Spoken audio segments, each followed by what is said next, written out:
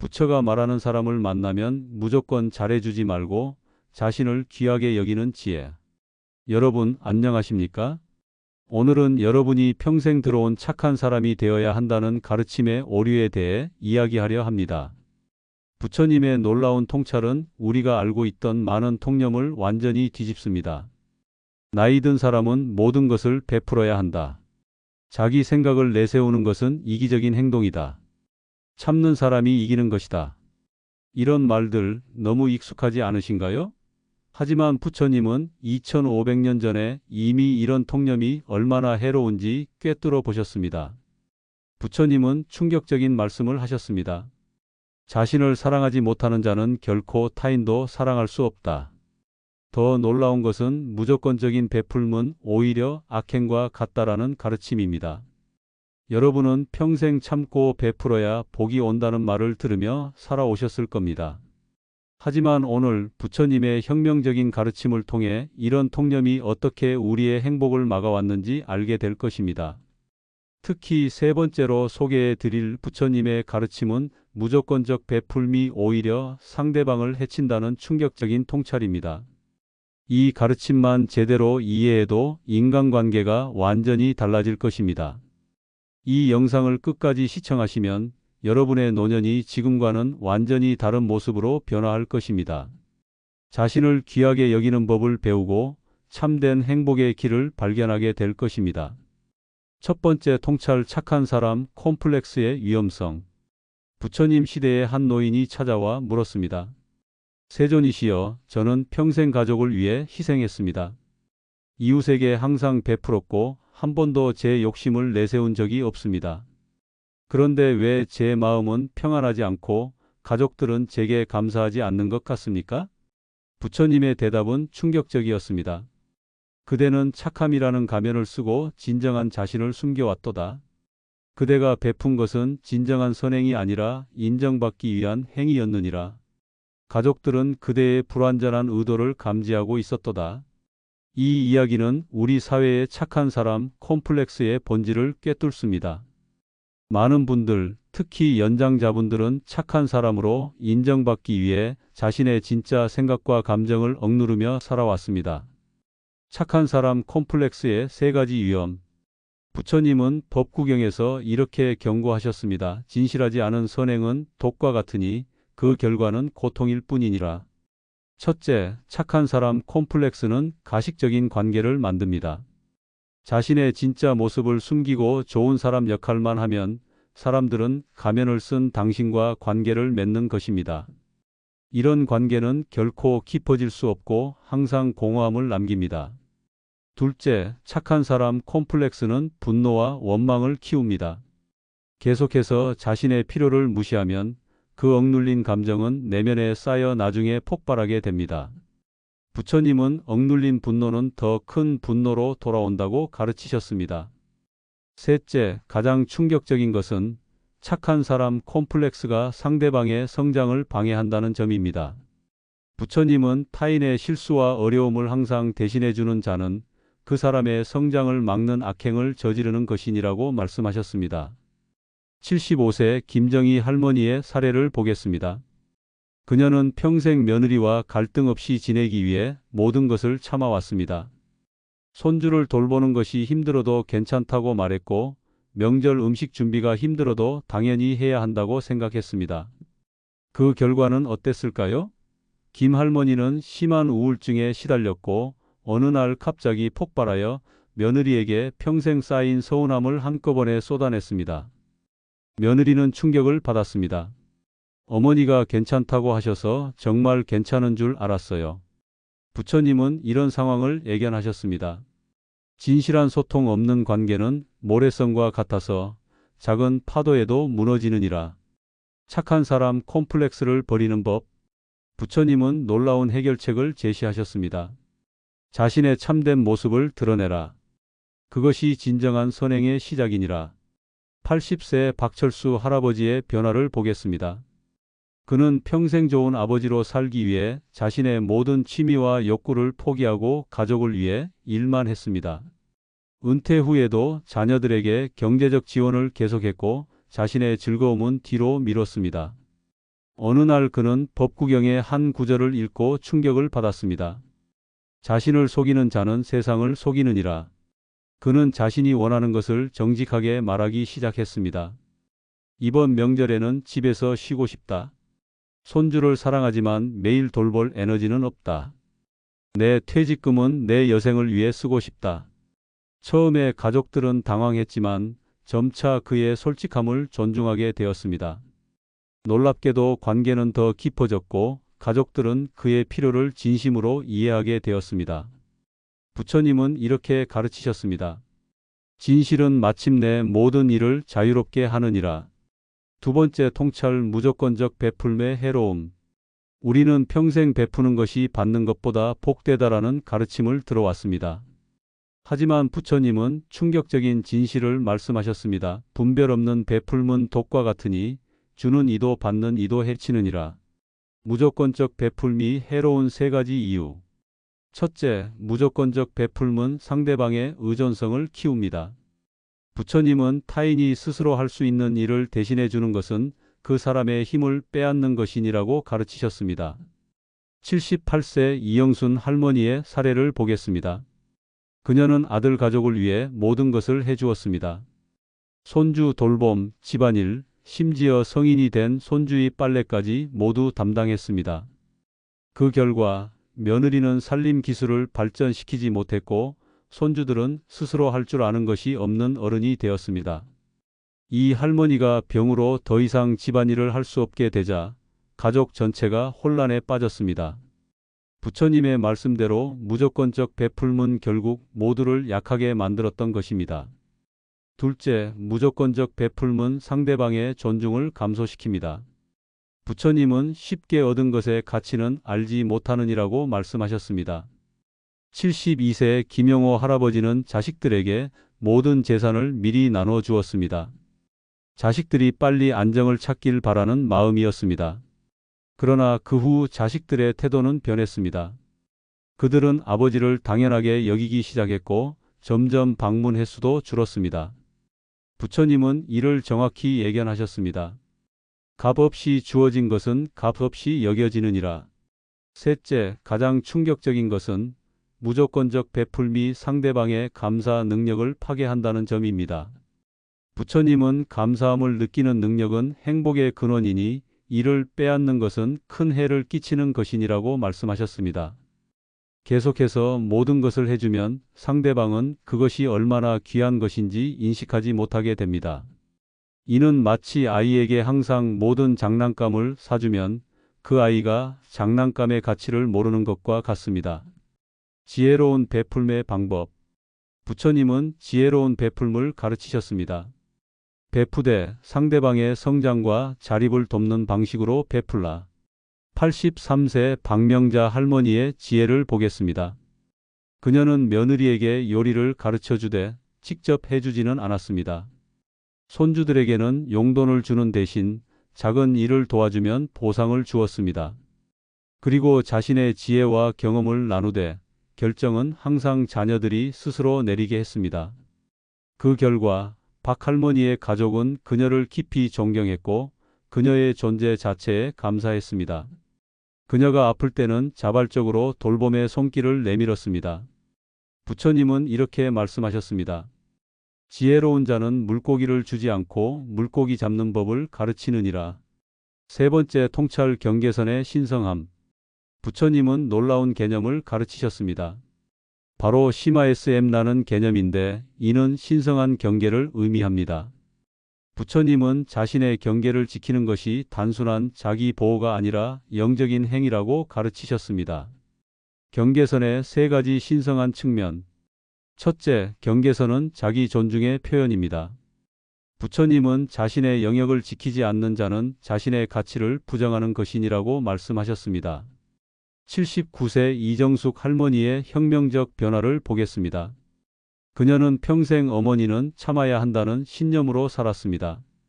자녀들이 아무 때나 찾아와도 급작스럽게 돈을 요구해도 손주를 맡겨도 항상 그래, 괜찮아라고 말했습니다. 어느 날 그녀는 불경에서 부처님의 가르침을 접했습니다. 자신을 존중하지 않는 자는 타인에게도 존중받지 못하리라. 그녀는 용기를 내어 경계를 세우기 시작했습니다. 방문하기 전에 하루 전에 연락 주세요. 돈이 필요하면 미리 의논해 주세요. 손주는 일주일에 이틀만 봐줄 수 있어요. 놀랍게도 자녀들은 그녀의 경계를 존중하기 시작했고 오히려 그전보다 더 깊은 존경심을 보였습니다. 부처님의 말씀대로 경계는 존중을 낳느니라. 둘째, 경계선은 타인을 위한 길잡이입니다. 부처님은 경계 없는 관계는 미로와 같아서 모두가 길을 잃느니라고 가르치셨습니다. 상대방에게 분명한 경계를 제시하지 않으면 그들은 여러분과의 관계에서 어떻게 행동해야 할지 모릅니다. 이는 마치 신호등 없는 복잡한 교차로와 같습니다. 77세 김병철 할아버지는 평생 화를 내지 않았습니다. 아들이 술에 취해 늦게 들어와도 며느리가 집안일을 소홀히 해도 그는 항상 참았습니다. 그러다 결국 뇌출혈로 쓰러졌고 그제서야 가족들은 할아버지가 얼마나 스트레스를 받았는지 알게 되었습니다. 부처님은 이렇게 경고하셨습니다. 경계 없는 인내는 결국 몸과 마음을 해치느니라. 셋째, 경계선은 자유의 원천입니다. 가장 놀라운 통찰은 바로 이것입니다. 부처님은 명확한 경계가 있어야 진정한 자유가 있느니라고 가르치셨습니다. 경계가 없으면 우리는 타인의 기대와 요구에 끊임없이 반응하며 살게 됩니다. 이는 마치 여러 방향에서 오는 바람에 휘둘리는 연기와 같습니다. 반면 건강한 경계가 있으면 우리는 자신의 중심을 지키며 살 수 있습니다. 부처식 경계 세우기의 4단계. 부처님은 경계를 세우는 지혜로운 방법을 가르치셨습니다. 첫째, 알아차림입니다. 자신의 불편함을 알아차리세요. 부처님은 불편함은 경계가 침범당했다는 신호이라고 말씀하셨습니다. 몸의 긴장, 가슴의 답답함, 숨이 가빠짐 등이 그 신호일 수 있습니다. 둘째, 자비로운 의도입니다. 경계를 세우는 목적이 상대방을 벌주거나 제어하기 위한 것이 아니라 모두의 행복을 위한 것임을 기억하세요. 부처님은 분노에서 나온 경계는 또 다른 분노를 낳을 뿐이니라고 경고하셨습니다. 셋째, 정직한 표현입니다. 부처님은 진실하되 상처 주지 않는 말, 상처 주지 않되 진실한 말을 하라고 가르치셨습니다. 당신 때문에 화가 난다가 아니라 나는 이런 상황에서 불편함을 느낀다라고 표현하는 것입니다. 넷째, 단호한 실천입니다. 말로만 경계를 세우는 것이 아니라 행동으로 보여주어야 합니다. 부처님은 말과 행동이 일치하지 않으면 아무도 그대를 믿지 않으리라고 말씀하셨습니다. 경계선과 효 사이의 균형. 많은 분들이 부모에게 순종하는 것이 효도라고 배워왔습니다. 그러나 부처님은 놀라운 관점을 제시하셨습니다. 진정한 효는 부모와 자식 모두가 성장하는 관계에 있느니라. 효도는 무조건적인 순종이 아니라 서로의 경계를 존중하는 건강한 관계에서 진정으로 빛납니다. 자식이 부모의 모든 요구에 응하는 것이 아니라 각자의 삶을 존중하면서도 깊은 애정을 나누는 것이 진정한 효입니다.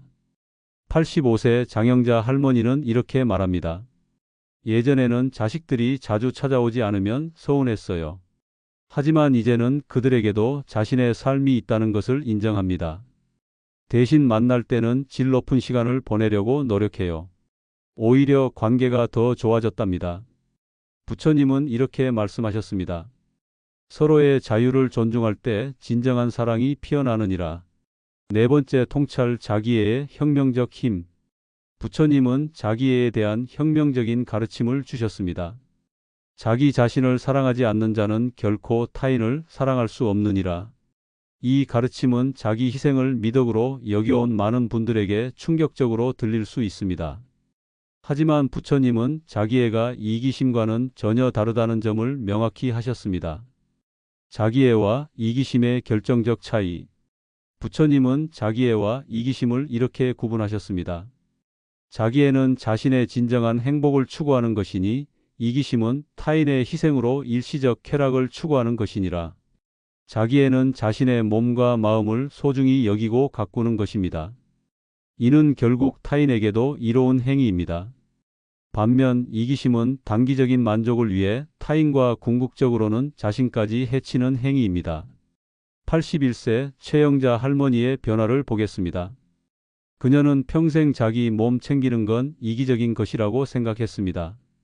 아파도 병원에 가지 않고 피곤해도 쉬지 않고 맛있는 음식이 있어도 가족에게 다 주고 자신은 남은 것을 먹었습니다. 그러다 심각한 병에 걸려 장기 입원하게 되었고 결국 가족들에게 더 큰 부담을 주게 되었습니다. 회복 후 그녀는 부처님의 가르침을 접하고 큰 깨달음을 얻었습니다. 나를 소중히 여기는 것이 결국 가족을 위한 것이었어요. 건강해야 가족도 도울 수 있고 행복해야 행복을 나눌 수 있다는 사실을 이제야 알았습니다. 부처님은 이렇게 말씀하셨습니다. 등불이 자신을 밝게 하지 않고 어찌 타인을 비출 수 있겠느냐. 건강한 자기애의 세 가지 실천법. 첫째, 신체적 자기애입니다. 부처님은 몸은 마음의 거처니 소중히 돌보아야 하느니라고 가르치셨습니다. 우리 몸은 그저 도구가 아니라 우리 존재의 중요한 부분입니다. 건강한 음식을 먹고 적절한 운동을 하고 충분한 휴식을 취하는 것은 이기적인 행동이 아니라 자기에 대한 존중의 표현입니다. 76세 김철수 할아버지는 은퇴 후 처음으로 자신의 건강을 진지하게 돌보기 시작했습니다. 매일 아침 걷기, 정기적인 건강검진, 적절한 식단 관리 등을 실천했습니다. 그 결과 그는 더 활력 있게 살게 되었고 손주들과 더 많은 시간을 질 높게 보낼 수 있게 되었습니다. 둘째, 정서적 자기애입니다. 부처님은 자신의 감정을 부정하는 자는 진실을 부정하는 것이니라고 말씀하셨습니다.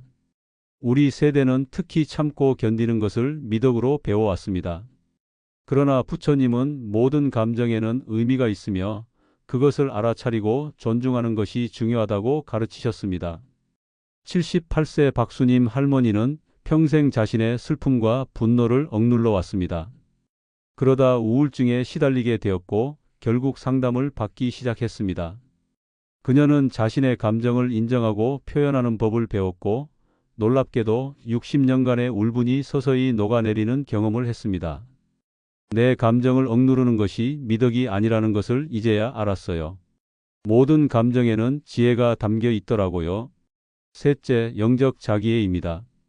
부처님은 자신의 내면을 깊이 들여다보는 시간 없이 깨달음은 없느니라고 가르치셨습니다. 하루 중 일정 시간을 자신과의 대화, 명상 또는 깊은 성찰에 할애하는 것은 매우 중요합니다. 이는 자기 중심적인 행동이 아니라 우리 내면의 지혜와 연결되는 귀한 시간입니다. 83세 이정호 할아버지는 평생 바쁘게 살다가 은퇴 후 처음으로 명상을 시작했습니다. 매일 아침 30분간 조용히 앉아 호흡에 집중하는 시간을 가졌습니다. 이 작은 실천이 그의 삶을 완전히 변화시켰습니다.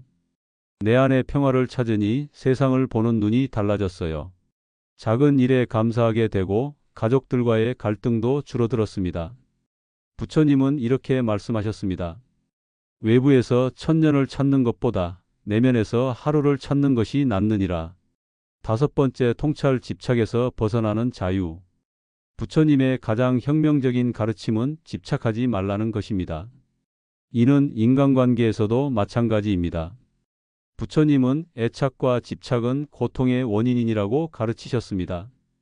인간관계에 집착이 가져오는 세 가지 고통. 첫째, 타인의 인정에 대한 집착입니다. 부처님은 타인의 칭찬과 비난은 바람과 같아서 오고 가느니라. 지혜로운 자는 이에 흔들리지 않느니라고 말씀하셨습니다. 우리는 흔히 좋은 사람으로 인정받기 위해 자신의 진정한 모습을 감추고 타인의 기대에 맞춰 살아갑니다. 그러나 이는 끝없는 고통의 원천입니다. 77세 장미숙 할머니의 이야기입니다. 그녀는 평생 이웃과 친척들에게 좋은 사람으로 인정받기 위해 노력했습니다. 항상 웃고 절대 거절하지 않고 모든 모임에 빠지지 않았습니다. 그러다 갑자기 몸이 아파 더 이상 참석할 수 없게 되자 그녀는 사람들이 자신을 잊어버릴까 극도로 불안해했습니다. 부처님의 가르침을 접한 후 그녀는 자신의 가치가 타인의 인정에 달려있지 않다는 것을 깨달았습니다. 내가 좋은 사람인지 아닌지는 타인이 정하는 것이 아니라 내 마음의 순수함에 달려있다는 것을 알게 되었습니다. 둘째, 관계의 영속성에 대한 집착입니다. 부처님은 모든 것은 변하느니라. 이 진리를 이해하는 자는 평화를 얻느니라고 가르치셨습니다. 관계도 변합니다. 부모와 자식의 관계, 부부 관계, 친구 관계 모두 시간에 따라 변화합니다. 이 변화를 거부하고 과거의 관계 방식에 집착하면 고통이 생깁니다. 82세 김영수 할아버지는 자식들이 독립한 후에도 예전처럼 자신을 중심으로 가족이 모이길 기대했습니다. 명절마다 모든 자녀와 손주들이 오지 않으면 서운해하고 화를 냈습니다. 그 결과 가족 모임은 점점 긴장된 자리가 되었고 자녀들은 부담을 느꼈습니다.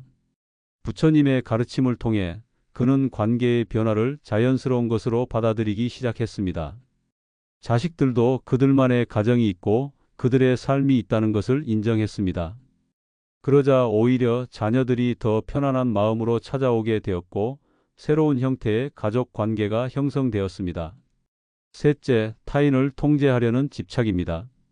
부처님은 타인을 변화시키려 하지 말고 자신을 변화시키라. 이것이 현명한 길이라고 말씀하셨습니다.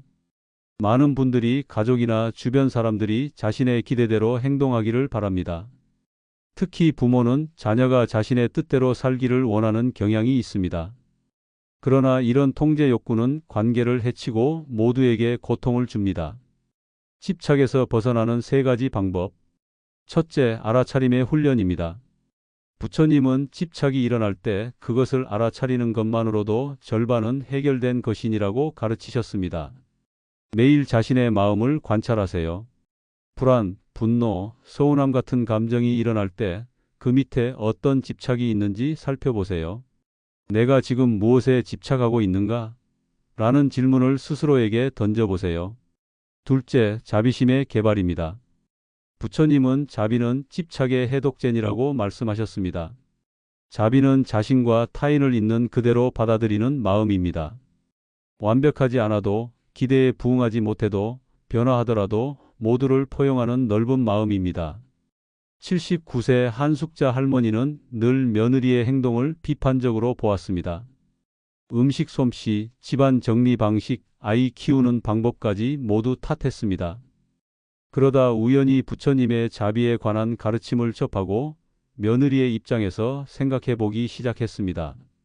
젊은 세대는 다른 방식으로 자랐고 다른 가치관을 가지고 있구나 이해하게 되었고 점차 비판 대신 이해와 지지를 보내기 시작했습니다. 놀랍게도 며느리도 변화하여 더 가까워졌습니다. 셋째, 무상에 대한 이해입니다. 부처님은 세상의 모든 것은 끊임없이 변하니 이를 이해하는 자는 집착에서 자유로워지느니라고 가르치셨습니다. 변화는 두려운 것이 아니라 삶의 본질입니다. 관계도 변합니다. 젊었을 때의 부부관계와 노년의 부부관계는 다릅니다. 어릴 때 자녀와의 관계와 성인이 된 자녀와의 관계도 다릅니다. 이 변화를 자연스럽게 받아들이는 것이 지혜입니다. 85세 박종호 할아버지는 이렇게 말합니다. 예전에는 모든 것이 내 뜻대로 되기를 바랐어요. 하지만 이제는 변화를 받아들이는 법을 배웠습니다. 오히려 마음이 더 평화로워졌어요. 부처님은 이렇게 말씀하셨습니다. 집착에서 벗어날 때 진정한 사랑이 피어나느니라. 여섯 번째, 통찰 중도의 실천. 부처님의 핵심 가르침 중 하나는 중도입니다. 이는 어떤 극단에도 치우치지 않는 균형 잡힌 삶의 방식을 의미합니다. 인간관계에서도 이 중도의 원리를 적용할 수 있습니다. 인간관계의 중도란? 부처님은 이렇게 말씀하셨습니다. 너무 팽팽하게 당긴 혀는 끊어지고 너무 느슨한 혀는 소리를 내지 못하느니라. 적절한 긴장이 아름다운 음악을 만드느니라. 인간관계에서의 중도란 다음과 같습니다. 첫째, 자기 희생과 이기심 사이의 균형입니다. 무조건적인 자기 희생도 자신만 생각하는 이기심도 아닌 자신과 타인 모두의 필요를 고려하는 균형 잡힌 태도입니다. 81세 이명자 할머니는 이렇게 말합니다. 이제는 손주를 돌봐줄 때도 내 체력과 상황을 고려해요. 오늘은 2시간만 봐줄 수 있어라고 분명히 말하죠. 그러면서도 그 시간 동안은 온전히 손주에게 집중해요. 이렇게 하니 손주도 더 즐겁고 나도 덜 지치네요. 둘째, 집착과 무관심 사이의 균형입니다. 타인에게 지나치게 집착하거나 완전히 무관심한 것이 아니라 건강한 관심과 존중을 가지는 것입니다.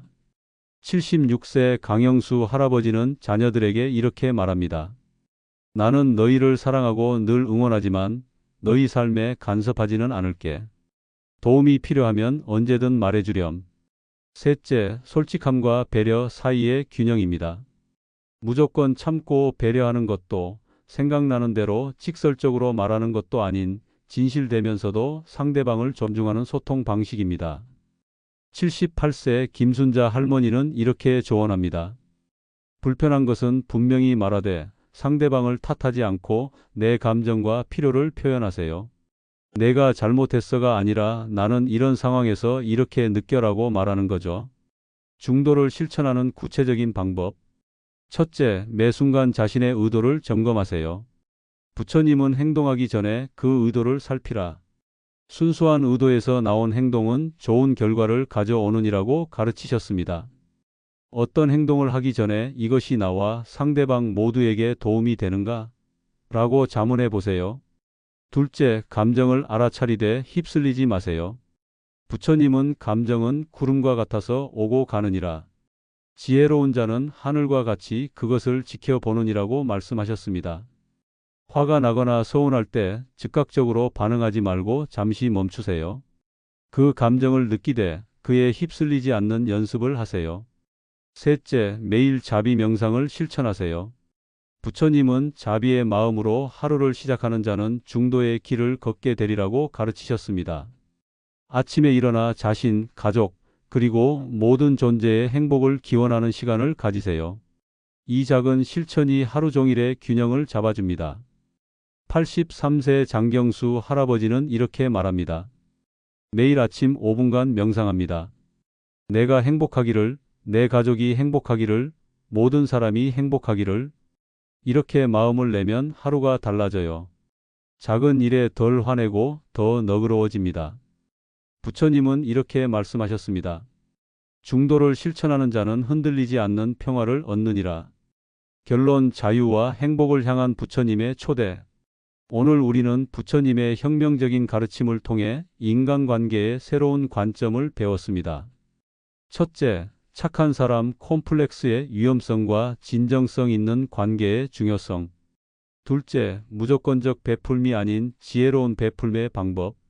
셋째, 경계선의 신성함과 그것을 세우는 용기. 넷째, 자기의 혁명적 힘과 그것이 관계에 미치는 긍정적 영향. 다섯째, 집착에서 벗어나 자유로운 관계를 맺는 지혜. 여섯째, 균형 잡힌 중도의 실천 방법. 부처님은 2500년 전에 이미 현대 심리학이 최근에야 발견한 진리들을 가르치셨습니다. 그분의 가르침은 시대를 초월한 지혜입니다. 특히 연장자 분들에게 드리고 싶은 말씀이 있습니다. 평생 타인을 위해 살아오셨다면 이제는 자신을 위한 시간을 가져보세요. 그것은 이기적인 행동이 아니라 영적인 여정의 일부입니다. 부처님은 이렇게 말씀하셨습니다. 자신의 등불이 되어라. 자신의 의지처가 되어라. 여러분의 행복은 타인에게 달려있지 않습니다. 그것은 여러분 내면에 이미 존재합니다. 자신을 귀하게 여기는 것으로부터 진정한 행복이 시작됩니다. 오늘부터 작은 실천을 시작해 보세요. 하루에 한 번 아니오라고 말하기, 자신만의 시간 가지기, 필요와 감정을 솔직하게 표현하기. 이런 작은 변화들이 여러분의 인생을 완전히 바꿔놓을 것입니다. 부처님의 마지막 말씀을 기억하세요. 자신을 등불로 삼아 진리를 따르라. 다른 어떤 것에도 의지하지 말고 오직 자신에게 의지하라. 여러분의 남은 인생이 더욱 자유롭고 행복하기를 바랍니다. 감사합니다.